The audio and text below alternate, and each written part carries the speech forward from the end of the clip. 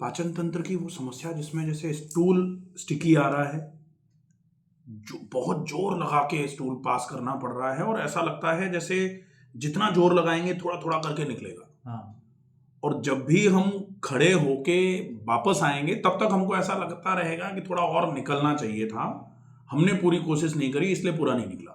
बैठ के करता हूँ तो आता ही नहीं है, थोड़ा सा खड़ा होके करता हूँ तो आता है। हाँ, अब ये जो प्रॉब्लम आ रही है डेफिनेटली आंतों की कमजोरी तो है ही, और आंतों की कमजोरी को हम आईबीएस कंसीडर करें कि आईबीडी है, क्योंकि आंतें तो इन्फ्लेमेटरी और इरिटेबल दोनों ही हो सकती हैं। आईबीडी का मतलब होता है इन्फ्लेमेटरी बाउल डिसीज, आईबीएस का मतलब होता है इरिटेबल बाउल सिंड्रोम। तो बाउल मतलब आंतें। अब हमारा ये जो प्रॉब्लम है ये फंक्शनल डिसऑर्डर है, क्योंकि एनाटॉमिकली या फिर हमने जैसे कोलोनोस्कोपी करा रखी है उसमें तो कुछ आया नहीं, हाँ, कोई घाव वगैरह ऐसे कुछ भी नहीं आया। तो फंक्शनली वीक हैं आंतें कार्यक्षमता के हिसाब से कमजोर पड़ी हैं। और चूंकि आप बता रहे हो कि आपका वजन कितना था पहले? 93। और अभी जिम करते थे, पहलवानी मैं करते थे, अखाड़ा में 15 साल पहलवानी कर रहा हूँ मैं। और अभी वजन कितना है? अभी 49, 49। मतलब आधा इंसान मेरे से बाहर निकल गया। हाँ, 93 से 49 पे आ गए तो 44 किलो वजन कम हो गया। हाँ, लगभग, हाँ इतना ही हो गया ना। हाँ, अब 44 केजी कम हो गया। लोग 3 किलो 5 किलो 6 किलो 7 किलो कम होता है ना। तो अच्छा, अब ये भी देखना जरूरी है कि हम क्यों भरोसा करें कि ठीक हो जाएंगे। मेरी तो आखिरी उम्मीद हो आप, इसके बाद कैसे? मेरे पास कोई ऑप्शन भी नहीं है। बिल्कुल नहीं, मैं समझ रहा हूं चीजें। आपको आप ये मान लो कि 100% ठीक हो जाओगे, उसमें कहीं कोई दो राह है ही नहीं, 100% ठीक हो जाओगे।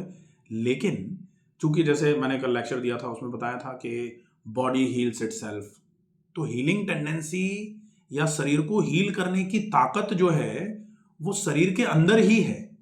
आप उस ताकत को, जैसे मैंने अभी एग्जांपल दिया था आपको कि हनुमान जी को याद दिलाना पड़ा था कि भैया, जामवंत ने कहा था ना कि अरे भाई कहाँ यार, सब लोग छोटे छोटे लोग हैं, सब फुदक रहे हैं, हम कर आएंगे हम कर आएंगे, और तुम कर सकते हो, तुम कह ही नहीं रहे कुछ। तो उनने कहा अच्छा हम कर सकते हैं क्या?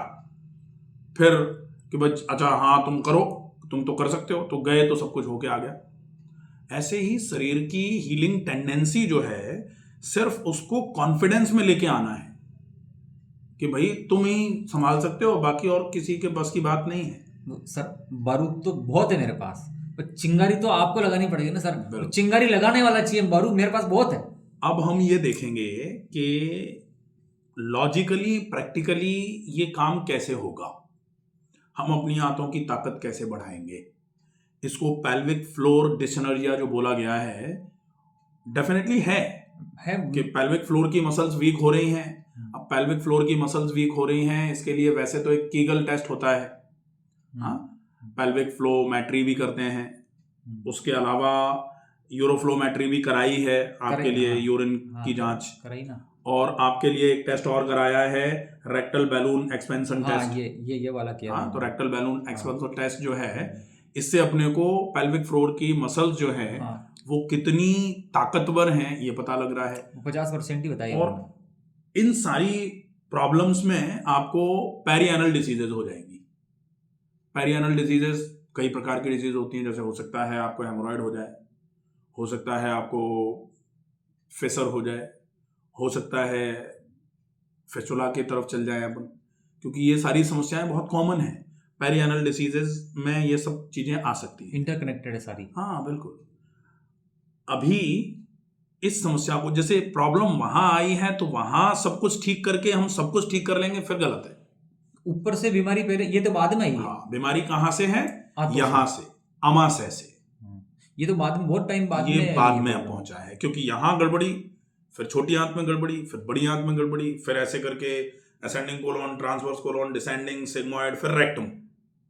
तो रेक्टम के पास फिर एनस, एनस के आसपास की जो मसल्स हैं जिनको पेल्विक फ्लोर की मसल्स बोला जाता है, वो भी कमजोर हो गई। और वो कमजोर क्यों हुई? हमारे लगातार जोर लगाने की वजह से। लगातार लगाए जा रहे हैं, लगातार लगाए जा रहे हैं। इसीलिए हाउ टू डेफिकेट, अब ये हालांकि ये कोई टॉपिक नहीं होता कि लैट्रिन कैसे जाएं ये सिखाया जाए, हाँ, लेकिन ये भी बहुत ज़रूरी है कि मोशन जाते समय, जैसे मैंने कई वीडियोस बनाए हुए हैं कि पानी पी के मोशन जाना है, लेकिन मोशन कैसे जाना है? मोशन जाते समय जोर नहीं लगाया जाना चाहिए। अगर आप मोशन जाते समय जोर लगाओगे तो ये कंफर्म मान लो कि आपकी ये पेल्विक फ्लोर की मसल्स वीक हो जाएंगी, जो रेक्टल प्रोलैप्स करवा सकती हैं। और अगर कोई फीमेल है और मोशन जाते समय जोर लगा रही है तो एक रीजन बनेगा यूट्राइन प्रोलैप्स का, तो दिक्कतें आती हैं फिर। और इलाज क्या है? पेल्विक फ्लोर की एक्सरसाइजेस, तो वही लिखा हुआ है पेल्विक फ्लोर एक्सरसाइजेस। अब ये पेल्विक फ्लोर एक्सरसाइजेस क्या है? डॉक्टर कीगल हुए, कीगल ने अपने नाम से एक्सरसाइजेस निकाल दी, उनका नाम रख दिया कीगल एक्सरसाइजेस। तो कीगल एक्सरसाइजेस ही करनी है, Kegel for male, Kegel for female, वैसे तो एक जैसी हैं, थोड़ा बहुत डिफरेंस होता है, तो वो एक्सरसाइजेस अपने को करनी है। इससे क्या होगा कि एनस जो है उसके आसपास की मसल्स ठीक बनी रहेंगी, तो वो बाकी की और जो समस्याएं आने वाली हैं वहां से हम बच जाएंगे। लेकिन केवल ये एक्सरसाइज करके अगर हम चाहें कि हमारी बीमारी ठीक हो जाएगी, नहीं होगी। मैंने एक साल से, मैंने 6-8 महीने से की मैंने ये।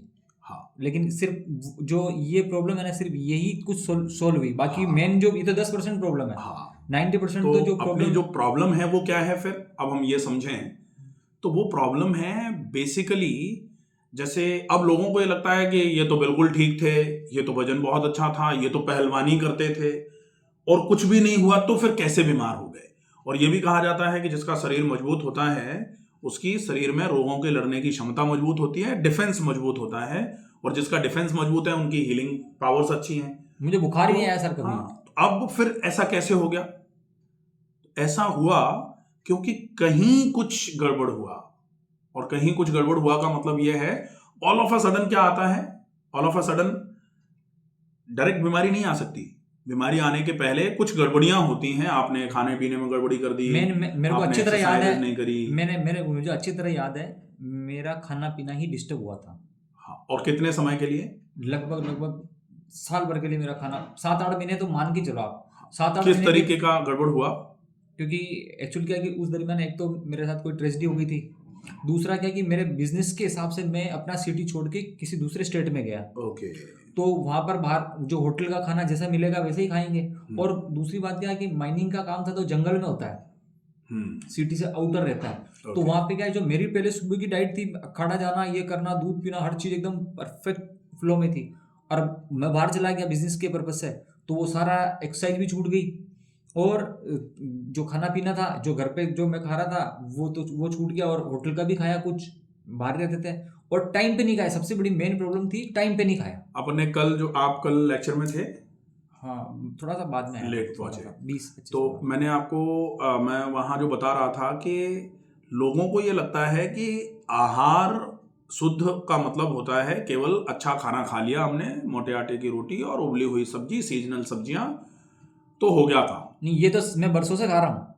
उसमें गड़बड़ी क्या होती है कि अगर आप उसको टाइम पर नहीं खा रहे हो तो भी अच्छा खाने का कोई मतलब नहीं। मेन मेरे प्रॉब्लम वहीं से चालू हुई कि मैंने टाइम पे नहीं खाया, क्योंकि बाहर रहते थे। आप उसकी क्वांटिटी अपने अनुरूप नहीं खा रहे हो। जैसे आपको जरूरत है 4 रोटी खाने की, लेकिन आप 1 खाओ, तो आपके लिए गड़बड़ी है। और आपको जरूरत है 4 रोटी खाने की, लेकिन आपने 7 खा ली, तो भी गड़बड़ है। बैलेंस, तो ना तो अति करनी है और ना अल्प होना चाहिए, मध्यम मार्गी, पर्याप्त होना चाहिए। तो पर्याप्त रहेगा तब तक सब कुछ ठीक रहेगा। पर्याप्त से जैसे ही गड़बड़ हुआ, कम हुआ तो गड़बड़ आएगी, ज्यादा हुआ तो भी गड़बड़ आएगी, तो वो गड़बड़ हो गया। प्लस तनाव सबसे बड़ा रीजन बनता है। सब कुछ सही चल रहा है, सब कुछ सेट है, बैलेंस्ड है, लेकिन कुछ समय के लिए इंसान तनाव में आ गया। जैसे ही तनाव में आएगा, तनाव मतलब स्ट्रेस इंड्यूस्ड हार्मोन सीक्रेट होना चालू हो जाएंगे, स्ट्रेस इंड्यूस्ड हाइपर एसिडिटी हो जाएगी, स्ट्रेस इंड्यूस्ड हाइपर एसिडिटी की वजह से इंडाइजेशन क्रिएट होना चालू हो जाएगा। जैसे ही खाने का पाचन बिगड़ा, तो वो अपच अगर हो गई, जब तक पचेगा नहीं तब तक वो फर्दर प्रोसेस में नहीं जाएगा, और जब तक वो फर्दर प्रोसेस में नहीं जाएगा तब तक एलिमिनेट भी नहीं होगा। अब अगर एलिमिनेट नहीं होगा तो अनडाइजेस्टेड फूड को ही तो आम बोलते हैं आयुर्वेद में, आम, जिसको बोलते हैं आम पाचन, आम वात। आम मतलब वो चिकना टॉक्सिन जो शरीर में अनडाइजेस्टेड फॉर्म में गंदगी के रूप में भरा हुआ है, अगर वो रुका रहा तो वो शरीर का उजाड़ कर देगा, नाश कर देगा शरीर का। मेरे साथ भी शुरू मुझे ऐसे ही लगा कि ये नॉर्मल कॉन्स्टिपेशन हो गया दिखता है। तो 5-6 महीने तो मैंने टेबलेट्स यूँ नॉर्मली इसको हल्के में लिया और मैं उस तरीके से चलता रहा। फिर मुझे थोड़ा ज़्यादा लगने लगा तो मैंने कहा यार चलो सोनोग्राफी वगैरह कुछ टेस्ट वगैरह कराए। डॉक्टर ने बोला कि यार सब कुछ नॉर्मल है, तो कुछ नहीं, आपके तो माइंड का लोड ले रहे हो आप। मैंने कहा चलो ठीक है भाई, तो थोड़ा दिन और ट्रीटमेंट लिया ये गट ब्रेन एक्सेस जो है, डेफिनेटली इसको नकारा नहीं जा सकता, ये है, मानते हैं कि गट ब्रेन एक्सेस होता है। लेकिन अगर आपकी आंतों की कमजोरी आपके भारी भोजन की वजह से हो गई है, या आपका जो भोजन है अब आंतों के लिए भारी हो रहा है, तो आप खूब ब्रेन से रिलेटेड या साइकेट्रिस्ट को दिखाते रहो। आप जितना ज्यादा दवाइयों के भरोसे रह जाओगे, दवाई लोगे तब तक ठीक रहेगा, आप थोड़े दिन के बाद दवाई छोड़ के देख लो। जैसे कई लोगों को ऐसा लगता है अरे नहीं कुछ नहीं, हम तो दवाई ली थी और हम तो बिल्कुल ठीक हो गए थे। आजा सर, कंसल्ट करना है तो पहले आप कब तक है, मतलब डिनर पहले करें? आप डिनर कर लो फिर।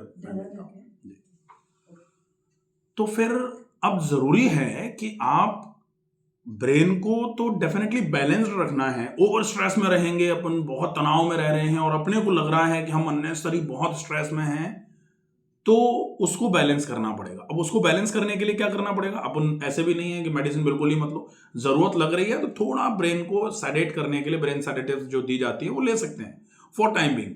लेकिन उनके पैरेलली हमको कुछ ऐसा चला के रखना पड़ेगा कि इनको कभी भी हम डाउन कर लें, नहीं तो अगर ये चल गई तो ये भी चलती रहती हैं फिर लंबे समय तक, फिर इनको बंद करोगे फिर सारी कहानी चालू हो जाएगी। तो जरूरी है कि यहां बेशक अगर चालू करी हैं तो उसके पैरेलली भी आपके पास ऑप्शन नहीं है कि आप नेचुरल लाइफस्टाइल फॉलो नहीं करो, वो तो कंपल्सन है, करना ही पड़ेगा। अगर हम बिना लाइफस्टाइल को फॉलो करें ये चाहें कि केवल दवाइयों के भरोसे ठीक हो लेंगे, असंभव है। क्योंकि बीमारियों का कारण दवाइयां नहीं लेना नहीं था कि दवाई ले लोगे तो ठीक हो जाएगी। नहीं, काफी लेनी दवाइयां, हाँ खूब काफी दवाइयां। वही मतलब आप जैसे कितने साल से परेशान है? ये 5 साल हो गए। 5 साल से। मैं जानता हूं जो 40, 45, 50 साल से परेशान है, जिनकी उम्र आज 70 साल है और जो 20 साल के थे तब से इन समस्याओं से ग्रसित हैं। पर सर मेरा तो वजन ही खत्म हो गया ना, मेरे को तो ऐसा लग रहा है मैं अपनी जिंदगी के आखिरी स्टेज पे हूँ। नहीं 45 किलो वजन, मतलब 49 किलो वजन किसको बोलते हैं सर? 49 किलो वजन तो मेरे को अपने आप को कांच में देखे हुए लगभग 1.5 साल हो गया। मैं अपनी कांच में शक्ल तक नहीं देखता हूँ। अब ये वजन इतना क्यों? मैं कपड़े भी खोलता हूँ ना तो मैं शरीर की तरफ नहीं देखता हूँ, फटाफट से पानी डाला और बस। ये रैपिड वेट लॉस जो है ये क्यों हुआ? क्योंकि माल एब्जॉर्प्शन हुआ, और माल एब्जॉर्प्शन भी अपने आप डायरेक्ट थोड़ी हो जाता है, कैसे हो गया माल एब्जॉर्प्शन? माल एब्जॉर्प्शन क्यों हुआ? क्योंकि इंडाइजेशन हुआ। जब तक खाना पाचक रसों के साथ मिलेगा नहीं तब तक वो एब्जॉर्ब नहीं होगा। अनडाइजेस्टेड कैसे एब्जॉर्ब होगा? नहीं होगा। तो प्रॉपर डाइजेशन होना होता है खाने का, प्रॉपर डाइजेस्टिव प्रोसेस पर जाना होता है खाने को, उसके बाद फिर उसमें से एब्जॉर्प्शन होता है और फिर चीजें शरीर में लगती हैं, लिवर की तरफ चलती हैं, फिर उससे ऊर्जा मिलती है शरीर को। अब आपका खाना पच ही नहीं रहा, अब पच ही नहीं रहा, हमको कहां से शुरुआत करनी चाहिए कि अगर खाना भारी खाना नहीं पच पा रहा है तो आप वो खाओ जो जल्दी से पचने के योग्य है। अब वो क्या है? सबसे जल्दी क्या पचता है? सूप पच जाता है, फलों का जूस पच जाता है, या फिर अगर आपको ऐसा लगे कि अकेले लिक्विड से तो कैसे रहेंगे, ज्यादा लंबे समय तक नहीं रहा जा सकता, तो फिर अपन उबली हुई सब्जी खा सकते हैं। जिन फलों का हम रस ले रहे हैं उन फलों को खा सकते हैं। तो फल और सब्जी पर आ गए। जैसे ही हम ज्यादा ऐसा लगने लग जाए कि हमको बहुत भूख लगने लग गई है, तब फिर हम कुछ ऐसा खाना खाएं जो हमारे शरीर को थोड़े लंबे समय तक आमाशय में रुके और शरीर को बैलेंस करके रखे, भूख थोड़े समय के लिए रुके, क्योंकि हमको अल्टीमेटली तो भूख ही जनरेट करनी है ना। भूख तो सर अभी भी ये इंडाइजेशन चल रहा है ना, अभी भी मुझे भूख लगती है। हाँ, और पहले मुझे ऐसी भूख लगती थी जब मैं बीमार नहीं हुआ था, उससे पहले, कि शायद पत्थर भी खा दूं तो वो मेरे को नहीं अड़ेगा। वो आपका सब कुछ ठीक था, आप खूब मेहनत कर रहे थे, आप खूब खा रहे थे, खूब मेहनत कर रहे थे, तो एक क्रम था। धीरे से क्या हुआ? सबसे पहले छूटा क्या? तनाव आया और आपने सब कुछ छोड़ दिया। जब सब कुछ छूटा और हम खाना खा रहे हैं, व्यायाम नहीं कर रहे, पहलवानी नहीं कर रहे, सब कुछ खत्म हो गया है, काम भी ज्यादा नहीं कर पा रहे क्योंकि तनाव में है, तो उसकी वजह से हम खा रहे हैं लेकिन खर्च नहीं कर रहे, वहां से शुरुआत हुई बीमारी की। 3 साल से मेरा बिजनेस ठप पड़ा है, कुछ नहीं, समझो कि मेरी जिंदगी भी कर्जे पे चल रही है भाई।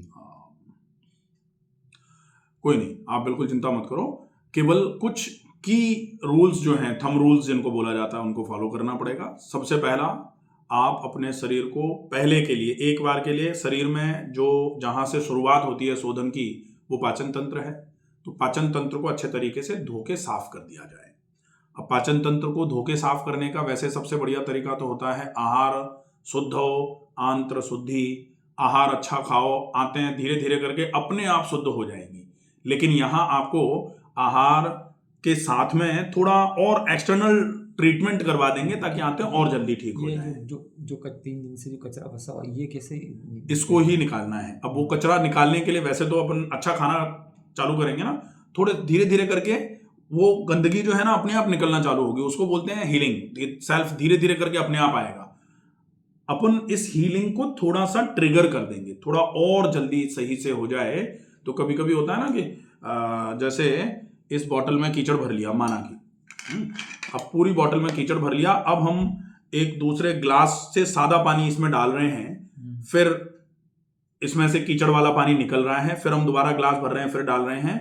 तो ये प्रोसेस से भी ये पूरी बॉटल साफ तो होगी। एक समय आएगा ना, हम उड़ेलते रहेंगे, तो पहले कीचड़ पूरा निकल जाएगा, गंदा पानी बचेगा, फिर हम डालते रहेंगे पानी, तो वो पूरी गंदगी अपने आप साफ हो जाएगी, फिर पानी साफ रह जाएगा बॉटल में। लेकिन इसमें टाइम कितना लगेगा? बहुत टाइम लगेगा सर, मैं तो घबरा ही जाऊंगा जितने में। हाँ, अब अपने को क्या करना है, दूसरा तरीका अपने पास क्या है, जैसे इस बॉटल में कीचड़ भरा हुआ है, तो पहले हम इस बॉटल को ऐसे ऐसे करके ढप ढप करके उल्टा करके सारा इधर से ठोक के सारा कीचड़ पहले निकाल देंगे। उसके बाद क्या करेंगे, फिर पानी डालेंगे और एक ब्रश लेके ऐसे करके साफ कर देंगे। तो यहाँ तो ये कर सकते हैं, अब ऐसा थोड़ी है कि हाथों में ऐसे करके पानी डाल के फिर ब्रश डाल के मुंह से साफ कर देंगे, ऐसे तो है नहीं। तो फिर हाथों का शोधन कैसे होगा? हाथों के शोधन के लिए हम कुछ ऐसे पाउडर का यूज कर सकते हैं जो लैक्सेटिव है या जो परगेटिव है, दस्तावर है। तो हाथों में जो भी कचरा भरा हुआ है वो निकल के बाहर आ जाएगा। हम एनिमा का उपयोग कर सकते हैं। शुद्धिकर्म में एक प्रोसेस होता है जिसको वारी सारा बोला जाता है, जिसको शंख प्रक्षालन के नाम से जाना जाता है, वो करा देंगे। तो उससे आते हैं एक बार में पूरी अच्छे तरीके से मुंह से लेके एनस तक पूरा धुल जाएगा। लेकिन इसको पूरी शुद्धि मान लिया जाए वो भी नहीं है, ये तो केवल आंतें साफ हुई हैं। अब आंतों से खिंच खिंच के जो पूरे शरीर की कोशिकाओं में फैल गया है उसको भी तो साफ करना है, क्योंकि आंतें साफ कर ली, अब पूरे शरीर को भी साफ कर दो ताकि सब कुछ एक साथ सही हो जाए। तो उसके लिए क्या होगा, अब आंतें साफ हैं, अब आंतों में हम अच्छा भरें, तो अब अच्छा यहां से खिंच करके अदर चैनल पे पहुंचेगा, तो फिर जो चैनल में गंदगी है वो निकलती जाएगी और अच्छी चीजें अपने आप पहुंचती जाएंगी। अच्छी पहुंचती जाएंगी, खराब निकली, फिर अच्छी पहुंची, खराब निकली। तो एक समय आएगा कि आंतों में भी शुद्ध है और सेल लेवल पर भी चीजें साफ हो गई, तो पूरा शरीर तब शुद्ध माना जाएगा। और इसके लिए जरूरी क्या है, साफ आंतों पर अच्छा भोजन पहुंचाते रहो, क्योंकि साफ आंतों पर अब खराब भोजन पहुंचाओगे प्रॉब्लम हो जाएगी। एक बार बोले, लोग कहते हैं ना कि अच्छा आप कितने समय के बाद हम मैदा खाने के लायक हो जाएंगे, कभी नहीं होता इंसान। मैंने जीवन में मैदा खाया ही नहीं और ना मैं जीवन में कभी खाऊंगा। मैं शुरू से क्वालिटी फूड खा रहा हूँ, बहुत बढ़िया। लेकिन प्रॉब्लम वो हो गई थोड़ा सा, वो जो स्ट्रेस बीच में आया ना, अच्छा ये इस पे किसी का बस तो है नहीं। तनाव तो जीवन में कभी भी आ सकता है, किसी भी वजह से आ सकता है, और वो तनाव जो है वो अच्छे खासे हंसते खेलते जीवन को एकदम से चौपट करके चला जाता है। मुझे अच्छी तरह याद है, रिवाइव करना बड़ा मुश्किल होता है। 3 साल से मैं स्माइल नहीं किया होगा, मैं हंसा नहीं होऊंगा। मेरी फैमिली मतलब उस लेवल पे है कि आप पूछो तो रोज मेरे को मेरे को देखते ना तो उनके आंसू निकलते हैं, मैं उनको देख के मैं परेशान हो जाता हूँ। आप चिंता मत करो, बस प्रॉपर तरीके से सारा फॉलो करेंगे हम, रूटीन ठीक रखेंगे अपना, एक्सरसाइजेज भी एकदम से ज्यादा नहीं करेंगे, एक्सरसाइजेस करेंगे लेकिन धीरे धीरे करके उनकी इंटेंसिटी बढ़ाएंगे। खाना जब तक पाचन बहुत अच्छा नहीं हो जाता है तब तक हम इजी डाइजेस्टिव फूड ही लेंगे, और तब तक के लिए हम लेंगे क्या, इजी डाइजेस्टिव फूड में एक तो हम गर्मी नहीं होने देंगे, क्योंकि अगर शरीर में गर्मी हो गई ना, हम भोजन नहीं लेंगे ऐसा भोजन जो लंबे समय तक पेट में रुके नहीं, अगर वैसा भोजन नहीं करेंगे तो हमने खाया जल्दी से निकल जाएगा, तो हमको पानी ज्यादा पीना पड़ेगा, ज्यादा बार पीना पड़ेगा। एक्सटर्नल हीट को मैनेज करने के लिए भी पेट पे ठंडा कपड़ा, माथे पे ठंडा कपड़ा रखना पड़ेगा। अगर नहीं रखेंगे तो पेट जैसे ही खाली होगा एसिड निकल करके पेट को गर्म करेगा, फिर माथा गर्म हो जाया करेगा। तो खाना तो जल्दी पचने वाला ही खाएंगे, जैसे उबली सब्जी खाएंगे, उबली सब्जियों का सूप लेंगे, सीजनल फल खाएंगे। अगर बहुत भूख लगेगी तो हम थोड़े से ड्राई फ्रूट्स में जैसे मुनक्के खा सकते हैं, अंजीर खा सकते हैं, अगर किशमिश सूट करेगी तो किशमिश खा सकते हैं, खजूर सूट करेगा तो खजूर खा सकते हैं।